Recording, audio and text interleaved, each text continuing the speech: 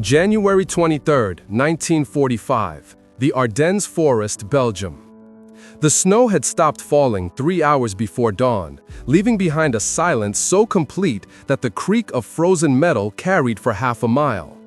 Along the road between Malmedy and Stavelot, 18 vehicles sat motionless in the pre-dawn darkness. Supply trucks, fuel tankers, and ammunition carriers that had been pushing supplies forward to Patton's Third Army since the counteroffensive began. The temperature hovered at 14 degrees Fahrenheit. Ice had formed inside the radiators. And somewhere in the column's center, beneath the canvas tarp of a maintenance half-track, Technical Sergeant Raymond Kowalski of the 407th Ordnance Medium Maintenance Company was doing something that would, in the next 72 hours, prevent the collapse of an entire supply corridor and keep 3 infantry divisions from running dry. He was building a carburetor from scrap metal.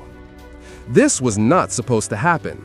The United States Army had entered the war with a logistics doctrine built on standardization, replacement, and overwhelming material superiority. When equipment failed, it was replaced. When parts broke, new ones arrived from depots stretching back through France, across the Channel, and ultimately to the industrial heartland of a nation producing war material on a scale never before witnessed in human history. By January of 1945, American factories were turning out 60,000 aircraft annually, 45,000 tanks, and enough trucks to motorize every division in the European theater twice over. The system worked because it was designed to work, a machine of such scale that individual breakdowns became statistical irrelevancies absorbed into the vast momentum of American production. But the Ardennes had broken that system. When German forces launched Operation Wacht am Rhein on December 16, 1944, they had done more than surprise the American First Army. They had severed supply lines, captured fuel dumps, overrun maintenance depots, and scattered ordnance companies across 100 square miles of frozen forest. The 407th had been stationed near Spa when the offensive began.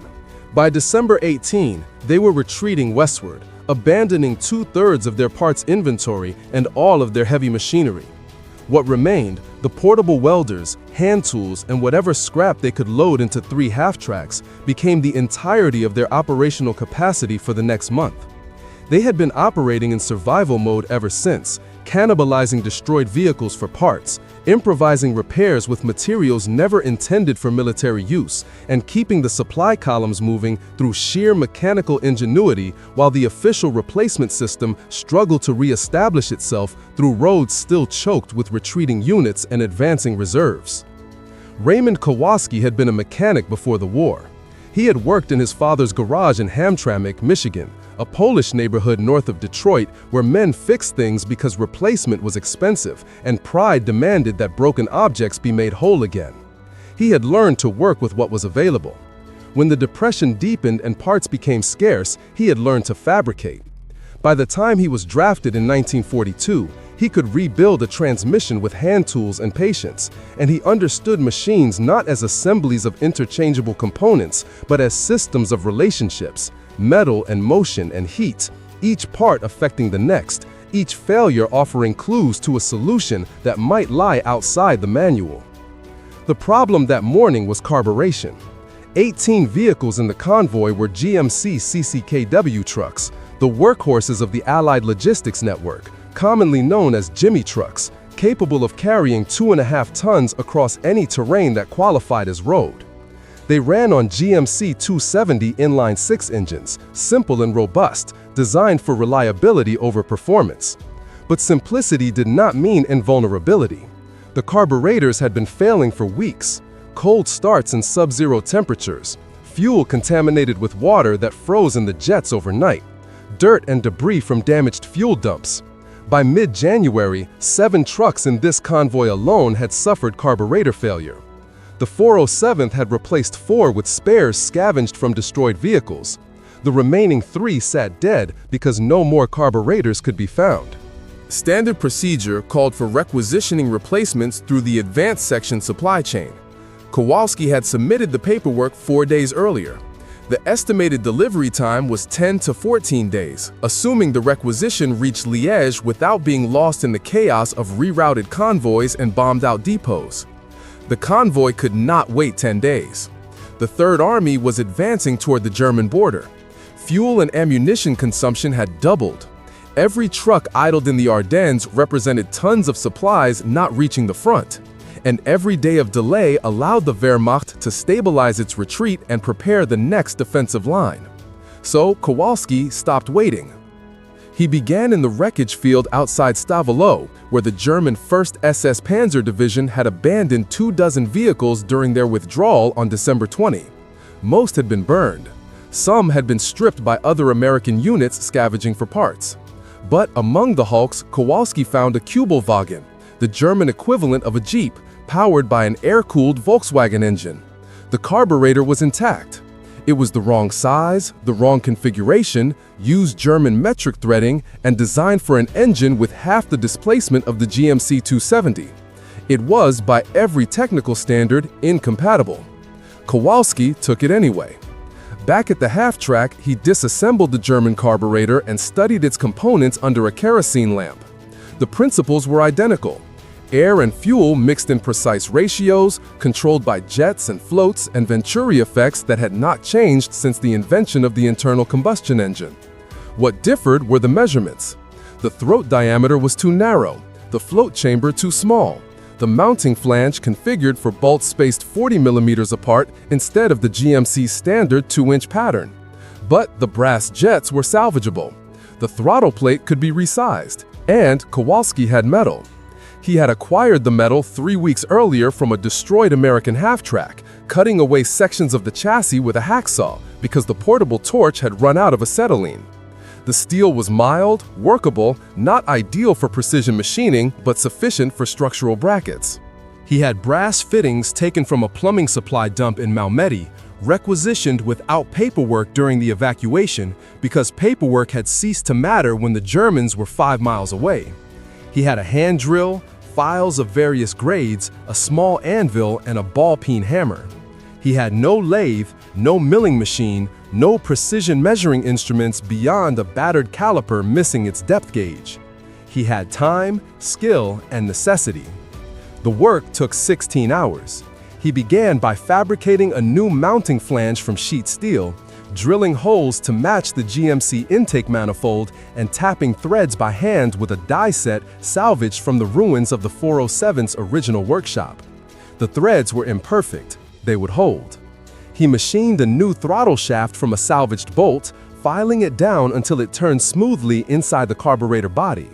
Then drilling a cross hole for the throttle plate using a hand drill braced against his knee. The plate itself came from the side panel of a ration tin, cut and filed until it fit the throat diameter with less than a millimeter of clearance.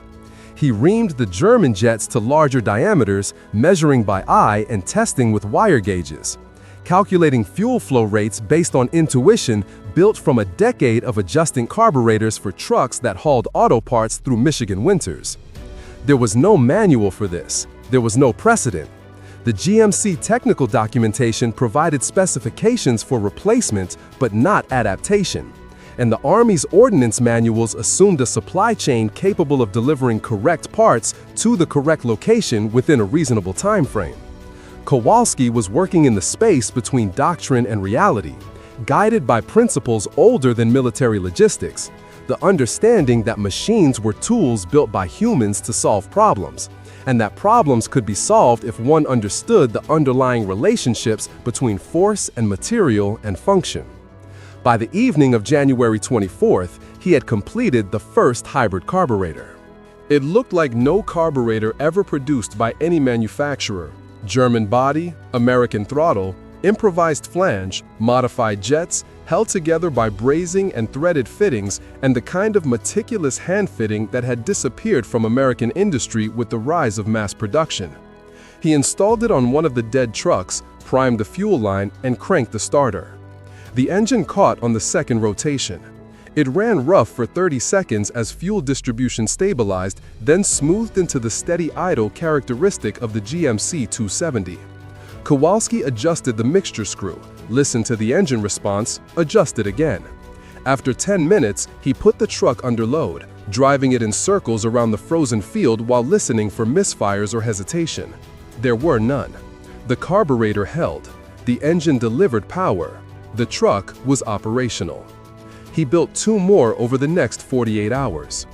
The convoy departed Stavelot on January 27, all 18 vehicles running, carrying 40 tons of artillery shells and 12,000 gallons of fuel destined for the 90th Infantry Division near St. Vith. They arrived on schedule. The shells were distributed to field artillery battalions supporting the advance toward the Siegfried Line. The fuel went to tank destroyers and armored reconnaissance units probing German defensive positions. None of the 3 repaired trucks experienced carburetor failure during the trip. One remained in service until March, when it was finally rotated back to a rear echelon depot for standard maintenance.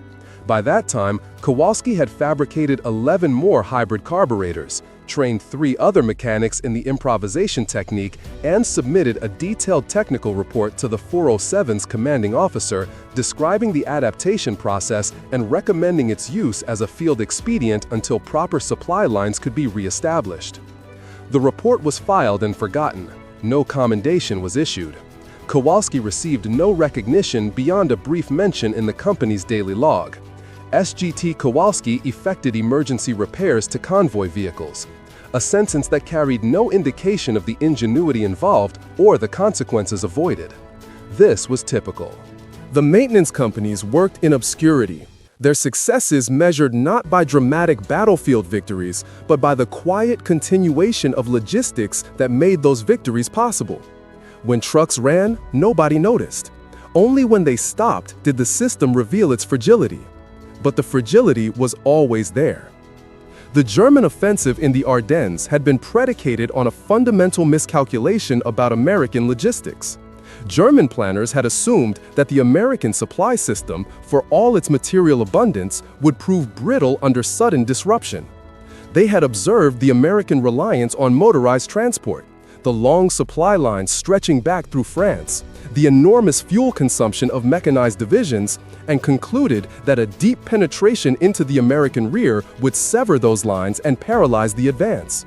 German forces had been ordered to capture American fuel dumps to sustain their own offensive, operating on the assumption that the disruption would create cascading failures throughout the American logistics network.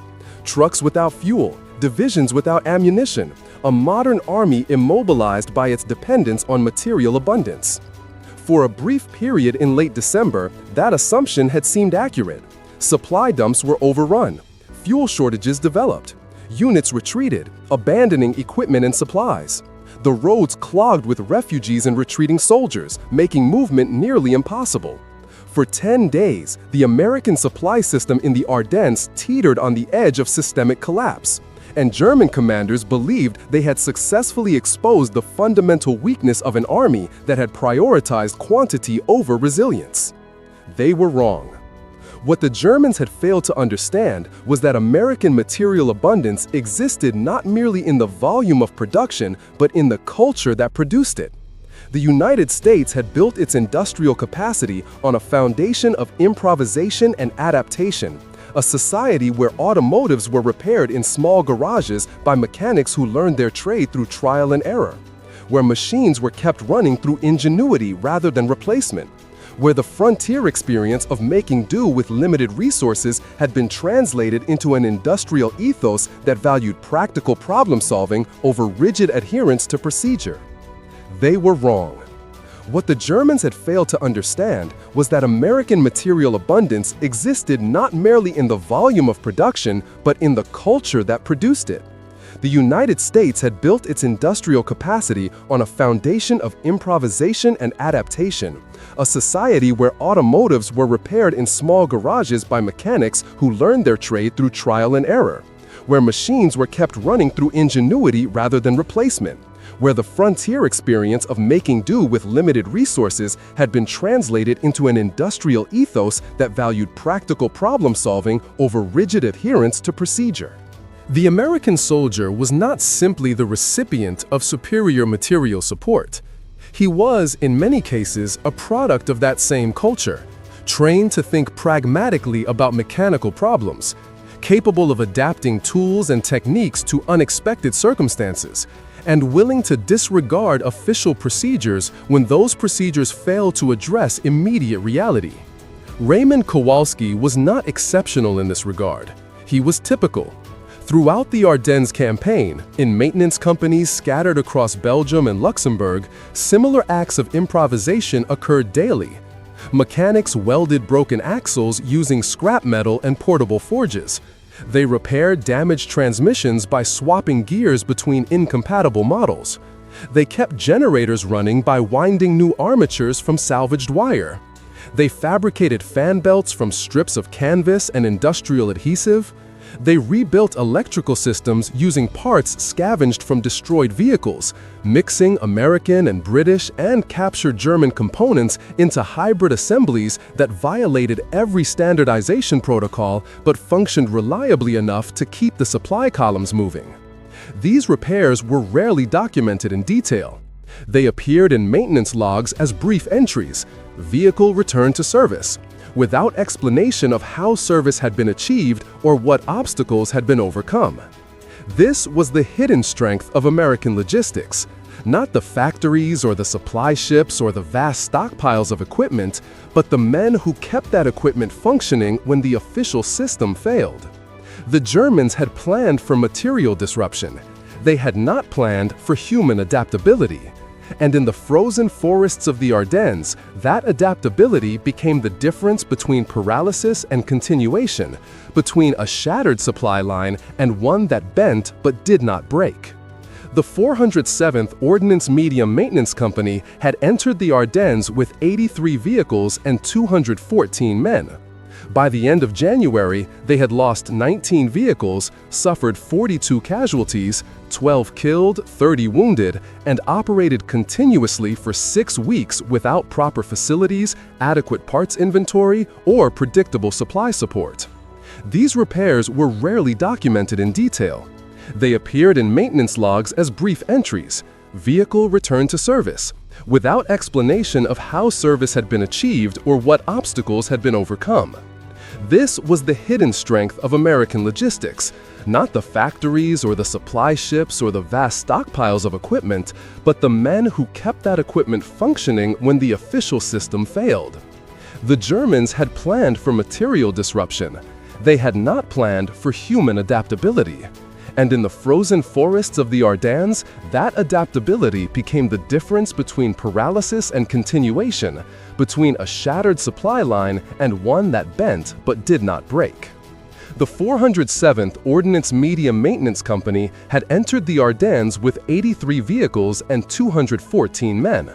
By the end of January, they had lost 19 vehicles, suffered 42 casualties, 12 killed, 30 wounded, and operated continuously for 6 weeks without proper facilities, adequate parts inventory, or predictable supply support.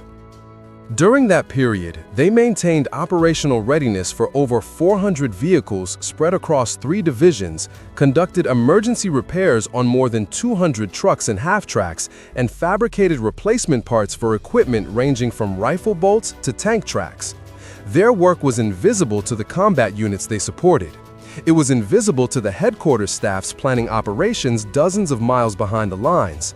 It was invisible in the historical record, which recorded divisions and armies and the movement of front lines, but rarely acknowledged the mechanics who made that movement possible. Yet without them, the counteroffensive would have stalled. Patton's Third Army had relieved Bastogne on December 26, but relief meant only the opening of a narrow corridor through which supplies could reach the encircled garrison. The real battle was logistical, re-establishing supply lines through terrain where every road was contested, every bridge was damaged, and every fuel dump was a target for German artillery. The success of that battle depended on trucks. Thousands of trucks moving constantly, carrying ammunition forward and wounded rearward, operating in temperatures cold enough to freeze diesel fuel and crack engine blocks, maintained by men working in open fields under tarps, without heat or light or the proper tools, keeping the machines running because stopping was not an option. The carburetor that Kowalski fabricated from German scrap and American ingenuity was one small component in that vast effort. It kept 3 trucks running. Those trucks carried supplies that sustained 1 convoy. That convoy supported operations for 3 infantry divisions advancing toward the German border. The chain of causation was long and diffuse, impossible to trace with precision, but the outcome was measurable. By February 1945, American forces had pushed the Germans back to their starting positions and were preparing to cross into Germany itself. The offensive that was supposed to shatter American logistics had instead demonstrated its resilience. The supply system had been disrupted, stressed, nearly broken, but it had adapted, improvised, and continued functioning. This was not the narrative that German military doctrine had prepared for. German planning had been built on assumptions rooted in European experience. That modern industrial warfare required vast material stockpiles, but also rigid organizational structures.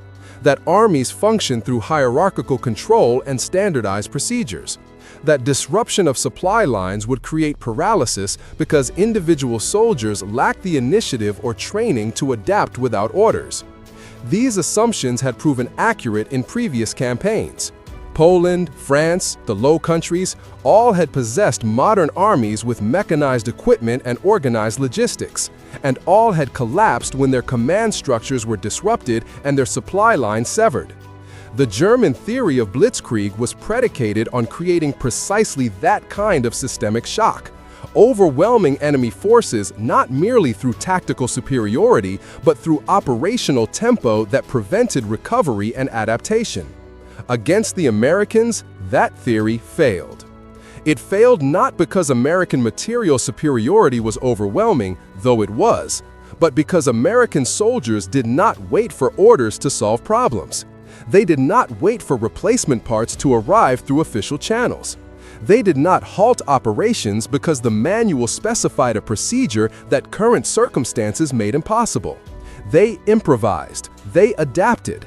They took initiative at every level of command, from generals redesigning operational plans to sergeants rebuilding carburetors from scrap metal.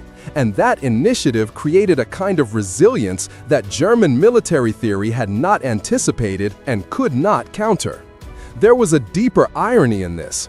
German ideology had long emphasized the superiority of will over material, the triumph of spirit and discipline over industrial production. Nazi propaganda had celebrated the German soldier as a warrior whose fighting quality would overcome any material disadvantage. Yet when the test came, when supply lines were disrupted and circumstances demanded improvisation, it was the German forces that proved brittle. German logistics had been designed for short, victorious campaigns. When those campaigns extended, when supplies ran low and equipment broke down, German units faltered. Tanks were abandoned for lack of fuel. Artillery fell silent for lack of shells. Divisions lost combat effectiveness not through casualties, but through the slow erosion of material readiness that no amount of fighting spirit could overcome. The Americans, by contrast, had entered the war with no illusions about the primacy of will. They understood the war as an industrial problem, a matter of production and logistics and the systematic application of material resources.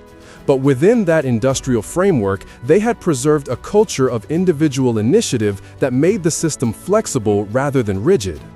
The American soldier was trained to follow procedures, but he was also trained, often through civilian experience rather than military instruction, to recognize when procedures failed and to find alternative solutions. He was part of a machine, but he was also a mechanic capable of repairing the machine when it broke down. This was the paradox that defined American military effectiveness in World War II. An army that was simultaneously the most industrialized fighting force in history and the most capable of functioning when industrial systems failed. An army that valued standardization and interchangeability, but also rewarded improvisation and adaptation. An army that operated through hierarchical command structures, but encouraged initiative at every level. The Germans had understood the material dimension of American power. They had not understood the human dimension. The fact that the men operating the machines were themselves products of a society that built its prosperity on mechanical ingenuity and practical problem-solving. Raymond Kowalski returned to Michigan in November 1945. He was discharged with the rank of technical sergeant, having served 3 years and 2 months, including 14 months in the European theater. He received no medals beyond the standard campaign ribbons issued to all veterans of the Ardennes and Rhineland campaigns. His service record contained no mention of the carburetors he had fabricated or the convoys he had kept operational. Raymond Kowalski returned to Michigan in November 1945. He was discharged with the rank of technical sergeant, having served 3 years and 2 months, including 14 months in the European theater.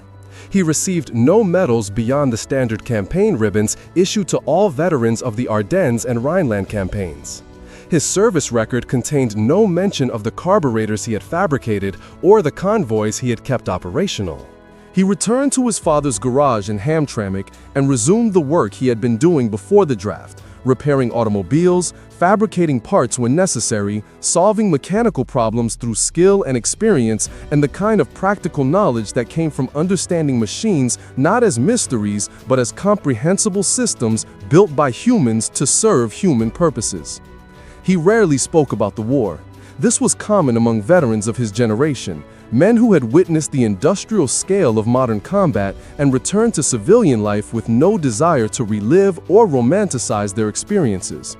When asked, Kowalski would say that he had been a mechanic, that he had repaired trucks, that it had been cold and miserable, and he was glad to be home. He did not describe the 16 hours spent fabricating a carburetor from German scrap. He did not explain the calculations involved in adapting incompatible parts or the satisfaction of hearing an engine start after hours of meticulous hand-fitting. These were technical details, he believed, of interest to no one except other mechanics, and even they would understand without explanation because they had done similar work in different circumstances, solving problems through improvisation, because that was what mechanics did. The carburetor itself, the first one he built, the prototype that proved the concept viable, was not preserved. It remained installed on a GMC truck that was rotated through various supply units before being returned to a depot in France, where it was either rebuilt with standard parts or scrapped as the war ended and military equipment was surplused or destroyed to avoid flooding civilian markets. No photograph exists. No technical drawing was ever made. The object that represented a small but meaningful triumph of human ingenuity over material limitation disappeared into the vast machinery of demobilization, leaving behind only a brief mention in a company log and the memory of a few men who had been there. But the principle it represented did not disappear. The principle was this: that freedom, in its most practical sense, meant the capacity to solve problems without waiting for permission or instructions, to adapt to circumstances through intelligence and skill, to maintain function even when systems failed. This was not freedom as abstraction or ideology. It was freedom as tangible capability, the ability of individuals to exercise initiative, to take responsibility for outcomes, to improvise solutions when official procedures proved inadequate.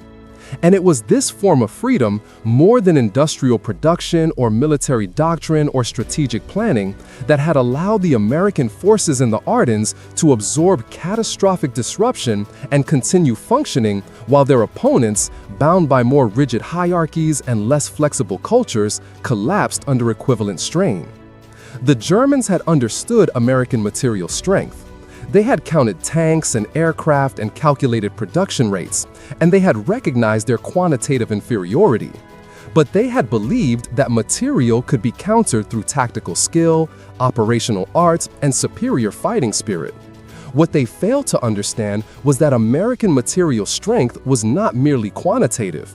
It was qualitative, rooted in a culture that treated machines as tools to be mastered rather than systems to be obeyed, that trained soldiers to think as well as follow orders, that rewarded initiative even when initiative violated procedure.